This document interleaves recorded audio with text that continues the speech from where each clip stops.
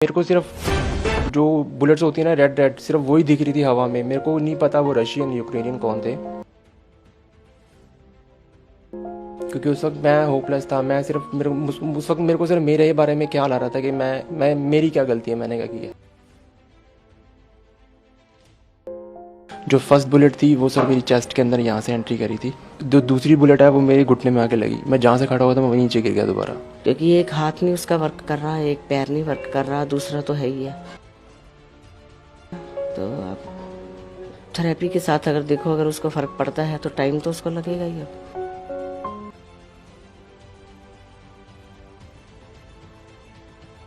शुक्र उस मालिक का, बब्बी नानक का, उस रब का जिसने मेरे बेटे को दोबारा ज़िंदगी दी।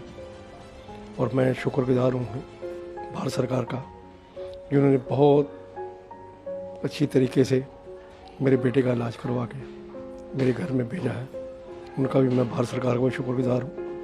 और सबसे बड़ा शुक्रगुजार मैं मीडिया का। मैं कार की बैक साइड में बैठा हुआ था, लेफ्ट हैंड साइड में। जो पहली बुलेट थी वो शीशा मेरे साइड से शीशे में से क्रॉस हुई थी।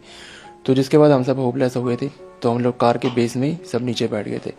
तो हमारे साथ हमारे ऊपर दोनों साइड से फायरिंग हो रही थी, लेफ्ट और राइट साइड से। 7 से 8 बंदे थे, वो AK-47 थी उनके पास। तो उसके बाद हम लोगों ने अपनी जान बचाने के लिए कार से बाहर निकले। जैसी कार से बाहर निकले, मेरे लेफ्ट हैंड साइड में एक दीवार वॉल थी 7 से 8 फीट की। तो मैं खुद को लेफ़्ट साइड से कवर करने के लिए मैं वॉल के साइड में अपनी चेस्ट के ऊपर हाथ रख के नीचे लेट गया। बट मेरे को जो राइट साइड से जो थे उन्होंने मेरे पे शूट करना स्टार्ट कर दिया। जो फर्स्ट बुलेट थी वो सर मेरी चेस्ट के अंदर यहाँ से एंट्री करी थी। जिसके बाद सर मैं एकदम से होपलेस हो गया था, क्योंकि मुझे खुद नहीं पता लगा था कि मेरे साथ हुआ क्या।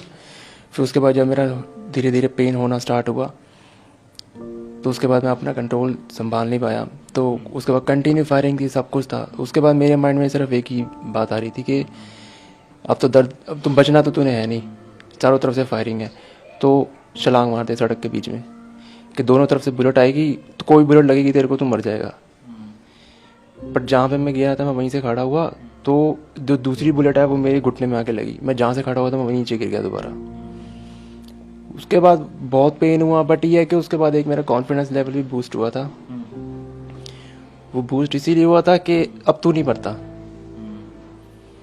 अब तू नहीं मरता, क्योंकि अगर तेरे को मरना होता ना तो हो जाता। मैं जब नीचे गिरा उसके बाद मेरे को चक्कर आ गए थे, मेरे को कुछ समझ नहीं आ रहा था। तो मैंने आपको खुद को मैंने डेड बॉडी में कन्वर्ट कर लिया था कि वो मेरे पे अगेन शूट ना करें।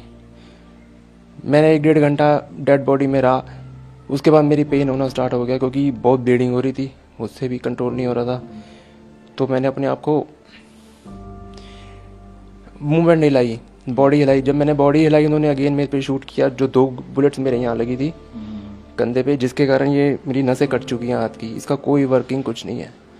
फिर उसके बाद फिर शूट किया, ये मेरे राइट हैंड साइड इसमें पैर पे उन्होंने मेरा टारगेट किया। फिर उसके बाद मैं खुद को बचाते हुए फुटपाथ पे चला गया नीचे, जहाँ की उनकी बुलेट का टारगेट नहीं था। क्योंकि उसके बाद फिर मुझे नहीं पता, फिर मेरी जो आँख खुली थी वो 2 तारीख को खुली थी रात को 10 बजे। फिर मेरे को डॉक्टर्स ने बताया कि आप 4 से 5 घंटे सड़क पर गिर रहे थे, आपको इस हॉस्पिटल में लेके आए, कीव क्लिनिकल हॉस्पिटल नंबर 17, जो कीव में ही है। हमारी यूक्रेन में जो एम्बेसी है, इंडियन एम्बेसी, उससे सिर्फ 20 मिनट्स की दूरी पे था मेरा हॉस्पिटल। फिर उसके बाद से मैं धीरे धीरे, उन्होंने मेरे को मेरा मोबाइल वगैरह दिया, मैं धीरे धीरे कॉन्टेक्ट में आना स्टार्ट हुआ, फैमिली की, मीडिया की। सो क्योंकि मैंने वहाँ पे एम्बेसीज में कॉल करी थी, 170 कॉलें करी थी मैंने, मेरे को कोई रिस्पॉन्स नहीं आया था। फिर उसके बाद मैं, जब मीडिया में मेरी बात आई, फिर धीरे धीरे मेरी बात ऊपर उठनी स्टार्ट हुई। तो ये बताइए कि जब फायरिंग हो रही थी तो जो सामने जो फायरिंग कर रहे थे वो कौन सी आर्मी के थे? कुछ ऐसा, क्या यूक्रेन आर्मी के थे या फिर रशियन आर्मी के थे? कुछ पहचान पाए आप उन लोगों? सर यूरोप में क्या होता है, 4 साढ़े 4 बजे के बाद अंधेरा हो जाता है। तो उस वक्त स्नो पड़ रही थी। तो जब बुलेट स्टार्ट हुई तो मेरे को सिर्फ जो बुलेट्स होती है ना, रेड रेड, सिर्फ वही दिख रही थी हवा में। मेरे को नहीं पता वो रशियन यूक्रेनियन कौन थे, क्योंकि उस वक्त मैं होपलेस था। मैं सिर्फ उस वक्त मेरे को सिर्फ मेरे बारे में ख्याल आ रहा था कि मैं मेरी क्या गलती है, मैंने क्या किया। मैं धीरे धीरे अपने एंड से वहाँ से बैठ करके मीडिया से इन सब से इंटरेक्ट करना स्टार्ट किया। फिर धीरे धीरे करके मैं आप लोगों के टच में आया, मेरी आवाज़ बन के आप लोगों ने मेरी आवाज़ उठाई। फिर उसके बाद गवर्नमेंट भी हरकत में आई, गवर्नमेंट ने भी साथ दिया। फिर वहाँ से जो इंडियन वो एम्बेसी है हमारी कीव में, वहाँ से उन्होंने अपना एक ड्राइवर भेजा था जो कि मेरे को कीव से लवीव तक लेके गए थे। फिर वहाँ से मेरे को एम्बुलेंस में शिफ्ट करके पोलैंड बॉर्डर लेके गए। फिर पोलैंड बॉर्डर से अगेन मेरे को पॉलिश एम्बेसी थी, उन्होंने एम्बुलेंस में डाल के मेरे को एयरपोर्ट तक लेके गए पोलैंड के, जहाँ पे हमारा इंडियन आर्मी का C-17 मेरा वेट कर रहा था। 27 को इसको गोलियां लगी थी, तो 27 को हमारे को कोई फ़ोन नहीं आया और 28 को भी नहीं आया, तो फिर 1 तारीख को भी नहीं आया। 2 को रात को 12:30 बजे फ़ोन आया। 3-4 दिन हम काफ़ी परेशान थे भी, पता नहीं अब बच्चा किस हालत में होगा। उस टाइम अच्छे ख्याल तो कम ही आते हैं, बुरे ज़्यादा आते हैं। तो पर लेकिन कहीं से हम भी काफ़ी कोशिश कर रहे थे कांटेक्ट करने की, लेकिन हमें कहीं से कुछ जवाब नहीं आ रहा था। बच्चों ने भी बहुत ट्राई की, तो लेकिन कुछ नहीं हो पा रहा था। फिर इन्होंने खालसा एड वालों से बात की, उनके साथ कांटेक्ट किया, उन्होंने मीडिया वालों के साथ कांटेक्ट करवाया, तो मीडिया वालों ने मतलब ही हमारा बहुत साथ दिया। तो जब हमारे को 3 तारीख को बात हुई है, वो मीडिया के थ्रू हुई है, तो हमें पता लगा कि हमारे बेटे का क्या हालत है। और मीडिया ने हमारे को डूबते हुए तिनके का सहारे वाली बात है कि मीडिया ने हमारे को यहाँ तक पहुँचाया है, और मैं शुक्रगुजार हूँ मीडिया का। अब भारत सरकार से भी यही एक मेरी गुजारिश है कि इसका जो इलाज हुआ है अच्छा हो गया, उसमें कोई कमी नहीं, डॉक्टरों ने बहुत अच्छा इलाज किया इसका।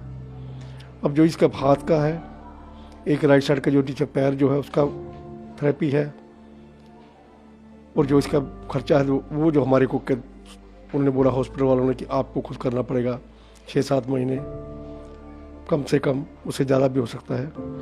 मैं 1.5 साल बोला, 1.5 साल बोला रिकवरी के थेरेपी करवानी पड़ेगी। अब तो मैं भारत सरकार से ये रिक्वेस्ट करूँगा कि जब इतना कुछ हो गया कि थोड़ा मेरे बेटे का ये भी कर दो, कि वो दूसरा बेटा मेरा, उसकी अपनी फैमिली है, सिर्फ मैं ही हूँ, और यह मेरा बेटा ये है। क्योंकि मैंने जब बेटे को भेजा था, बड़े